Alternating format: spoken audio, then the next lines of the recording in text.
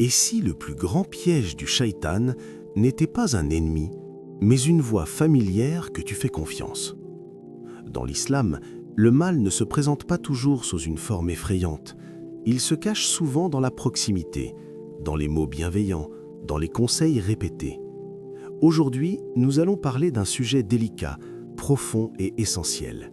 Comment Shaitan agit parfois à travers des proches, amis ou familles, sans qu'ils en aient conscience. Pas pour semer la méfiance, mais pour réveiller le discernement. Le danger de l'influence invisible, il existe un paradoxe silencieux dans le cœur humain. Plus une personne est proche, moins nous la filtrons. Le cerveau baisse la garde, il se détend, il confond l'habitude avec la sécurité.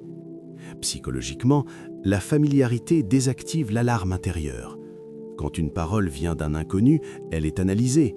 Quand elle vient d'un ami, elle est absorbée, sans débat, sans résistance. C'est ainsi que l'influence la plus profonde n'est jamais brutale. Elle est douce, répétée, quotidienne. Spirituellement, le Coran ne nous met pas en garde contre les foules anonymes, mais contre la proximité trompeuse. Allah dit clairement de ne pas prendre pour alliés ceux qui fragilisent la foi, même s'ils semblent proches, même s'ils parlent avec chaleur. Le prophète sallallahu alayhi wa sallam renforce cette vérité en liant directement la foi à l'amitié, pas au discours, pas aux intentions affichées, à la proximité réelle. Dans la vie concrète, cela ne ressemble pas à une attaque frontale, c'est un sourire quand tu pries, une blague quand tu refuses quelque chose, une remarque légère, tu deviens trop strict. Rien de violent, mais chaque répétition enlève un peu de sacralité. Ce qui te touche le plus n'est pas toujours ce qui te veut le plus de bien. Et quand l'influence devient répétition, elle devient transformation. Shaitan ne commande pas, il suggère. Les manipulations les plus dangereuses ne lèvent jamais la voix, elles murmurent, elles s'installent lentement, comme une pensée qui revient encore et encore, jusqu'à ne plus sembler étrangère. Psychologiquement, l'esprit humain rejette l'ordre, mais accepte la normalisation. Une idée répétée perd son caractère choquant, elle devient familière, puis acceptable, puis justifiable, et un jour, tu la défends comme si elle venait de toi. C'est exactement ainsi que Shaitan agit. Allah ne le décrit pas comme un tyran, mais comme un prometteur d'illusions. Il inspire de faux espoirs, pas des interdictions directes. Il ne dit jamais « désobéis à Allah », il dit « plus tard ». Ce n'est qu'une fois, Allah est pardonneur. Et parfois, cette voix ne vient pas de l'intérieur, elle sort de la bouche de quelqu'un que tu respectes, quelqu'un qui t'aime, quelqu'un qui ne réalise même pas ce qu'il transmet. Dans la vie réelle, cela ressemble à une phrase anodine. Allah est miséricordieux, profite encore un peu. La parole est vraie, mais utilisée au mauvais moment, elle devient un piège. Le mensonge le plus dangereux contient toujours une part de vérité. Mais lorsque l'influence descend du mental vers le cœur, les conséquences deviennent plus profondes. Quand l'amour devient une épreuve, l'amour n'opprime pas, il lie. Et c'est justement pour cela qu'il peut devenir une épreuve silencieuse. Psychologiquement, aimer crée une dette invisible. On se sent redevable, on veut préserver l'harmonie. Alors quand une parole nous blesse intérieurement, on ne répond pas. Quand une remarque affaiblit notre foi, on sourit. Quand un comportement nous éloigne d'Allah, on s'adapte. Pas par faiblesse, par attachement.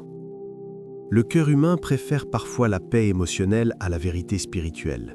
Il choisit de ne pas décevoir, plutôt que de se redresser. Allah met en garde avec une lucidité saisissante. Certains proches peuvent devenir une épreuve, non parce qu'ils sont mauvais, mais parce que leur place dans notre cœur devient excessive. L'amour, quand il n'est pas aligné, détourne doucement, sans bruit, sans conflit.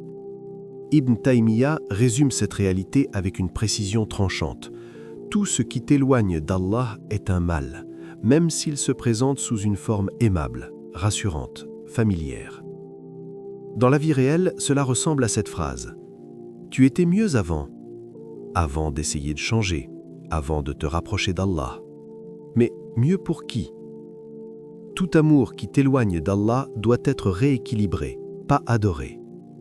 Et lorsque la foi commence à faiblir, le discernement disparaît. Le discernement est une lumière, pas une suspicion. Le discernement n'est pas une méfiance maladive, ce n'est pas voir le mal partout, c'est voir clair à l'intérieur. Psychologiquement, le discernement est une forme de lucidité émotionnelle. Il ne juge pas les intentions, il observe les effets.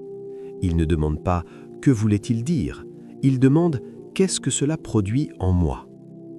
Certaines paroles apaisent, d'autres fatiguent l'âme, certaines relations élèvent, d'autres laissent une lourdeur invisible, difficile à expliquer, mais impossible à ignorer.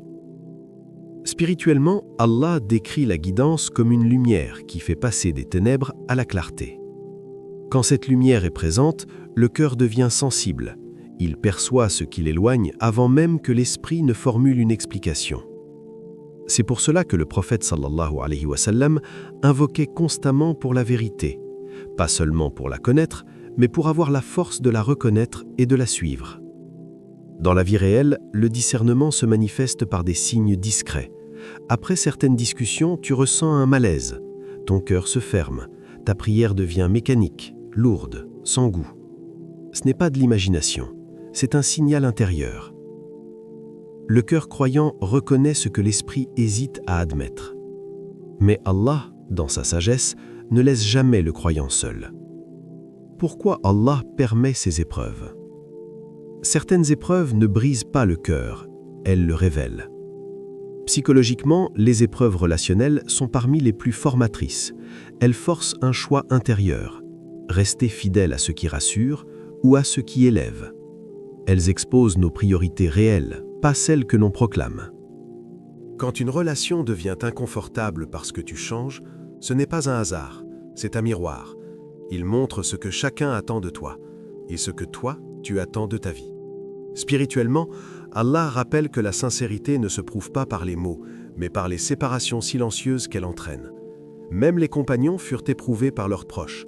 Certains furent rejetés, d'autres incompris. Tous furent purifiés.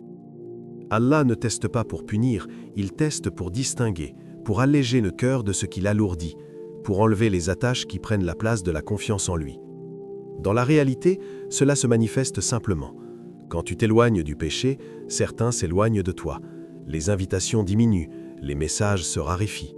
Ce n'est pas une perte, c'est un tri. Allah ne t'isole jamais sans raison, il te protège. Et c'est souvent ici que le cœur vacille, pas au moment du péché, mais au moment de la solitude. Quand tu regardes autour de toi et que tu ne reconnais plus les visages, quand ceux qui riaient avec toi ne comprennent plus ton silence, quand ta foi grandit mais que ton cercle rétrécit, psychologiquement c'est l'un des combats les plus lourds. L'être humain est câblé pour appartenir, être validé, être compris. Alors quand la foi te place à contre-courant, le cerveau interprète cela comme une perte, presque comme un danger. Mais spirituellement, c'est un autre langage qui se joue. C'est le moment où Allah t'éloigne du bruit pour te rapprocher de l'essentiel, le moment où les voix humaines diminuent pour que la voix intérieure devienne audible. Quand tu te sens incompris, Allah te comprend parfaitement. Quand tu te tais par fatigue, Allah entend ce que ton cœur n'arrive plus à formuler. Quand certains s'éloignent sans explication, Allah se rapproche sans condition. Ce n'est pas un abandon, c'est un resserrement, un recentrage, une intimité spirituelle que seuls ceux qui persévèrent connaissent. Allah voit, Allah sait, et sa proximité ne dépend jamais de la présence des autres. Tous ceux qui te blessent ne sont pas mauvais, et tous ceux qui t'aiment ne te guident pas. Le croyant mûr ne tombe pas dans l'accusation, il ne diabolise pas les gens. Il comprend que Shaitan agit rarement par la haine frontale, mais souvent par la confusion, par l'attachement excessif, par les paroles banales qui affaiblissent la vigilance. Alors il observe sans mépris, il écoute sans se soumettre, il distingue sans rompre brutalement. Il sait que la vérité ne crie pas toujours. Parfois elle se manifeste par un malaise intérieur, par un cœur qui se ferme, par une prière qui perd sa saveur. Le croyant ne réagit pas avec colère, il invoque, car il sait que la guidance ne se force pas, elle se demande à Allah. Et quand les voix deviennent trop nombreuses, quand les influences se mélangent, il ne cherche pas à convaincre tout le monde, il ajuste sa direction, pas vers l'approbation, pas vers le confort, mais vers Allah. Parfois, le plus grand acte de foi n'est pas de s'éloigner des gens, mais de se rapprocher d'Allah, même quand personne ne te suit. Parce que la foi authentique ne cherche pas l'écho, elle cherche la sincérité. Elle avance quand les applaudissements cessent, elle tient quand les regards se détournent, Elle continue quand le chemin devient étroit et silencieux. Se rapprocher d'Allah dans la solitude, c'est choisir la lumière même sans témoin. C'est marcher droit quand il n'y a plus de foule. C'est croire que la compagnie d'Allah suffit, même quand le monde se retire. Et celui qui choisit Allah dans le silence ne marche jamais vraiment seul.